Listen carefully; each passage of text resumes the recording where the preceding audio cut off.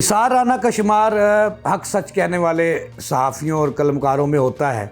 उन्होंने एक चैनल बनाया इसार राना ऑफिशियल, जो देखते ही देखते आसमान को छूने लगा, बुलंदियों को छूने लगा। तो अब वो चैनल इस वक्त यूट्यूबर पर मौजूद नहीं है। कल से वो चैनल गायब है, उसको हैक कर लिया गया है। मैं आपको बताऊंगा कि चैनल किन लोगों ने हैक किया और क्यों हैक किया। मसला ये है कि इसार राना इस वक्त इमरान खान की बात कर रहे हैं, पीटीआई की बात कर रहे हैं, केपीके की बात कर रहे हैं, जो पिसा हुआ तबका है उसकी बात कर रहे हैं और सच बात कह रहे हैं। और सच बात जो है वो पसंद नहीं है ना हमारे हुक्मरानों को, ना हमारे सियासतदानों को, ना हमारे असल हुक्मरानों को।